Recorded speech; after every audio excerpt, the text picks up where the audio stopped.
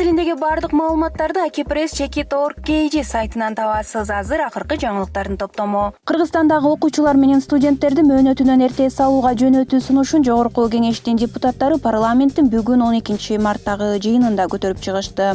Бул коронавируска байланыштуу дүйнө жүзүндө ар кандай чаралар көрүлүп жатканы менен байланыштуу. Ал эми Кыргызстандын өкмөтү коронавирус боюнча кырдаал жакшырганга чейин өлкөдө чоң иш-чараларды өткөрүүгө убактылуу чектөө киргизди. Бүткүл дүйнөлүк саламаттыкты сактоо уюмунун акыркы маалыматы боюнча коронавирусту 114 өлкөдө 118 миңден ашуун адам жуктурду.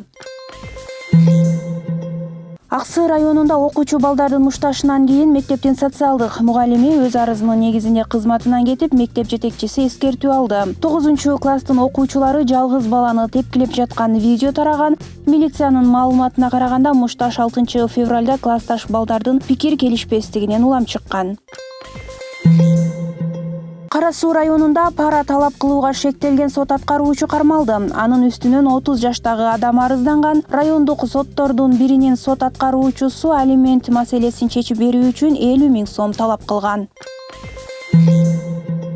Улуу Британиядан 9 мартта Стамбул аркылуу Бишкекке учуп келген кыргызстандык кыз коронавируска анализ тапшыра албай убара тарткан. Бул тууралуу өзү akpress агенттигине билдирди. Ал кечээ саламаттыкты сактоо министрлигинин ыкчам штабына телефон чала албай, андан кийин коронавирус боюнча маалымат берүүчү ыкчам номурдан ыкчам штабтын чечими керек экенин уккан. Аны менен Лондондон чогуу болгон Нур-Султандык кыз Казакстанга барганда карантинге жаткырылганын билген. Кийинчерээк коронавирусту алдын алуу боюнча республикалык штаб аталган жарандан анализ алына турганын билдирди.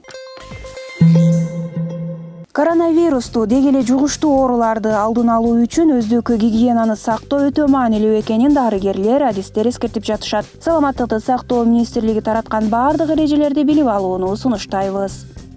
Өлкөнүн аймагында коомдук транспорттарды, мечиттерди дезинфекциялоо иштери жүрүп жатат. Бардык маалыматтарды уюлдук телефондон эле окусаңыз болот. Ал үчүн Баракелде мобилдик тиркемесин көчүрүп алыңыз.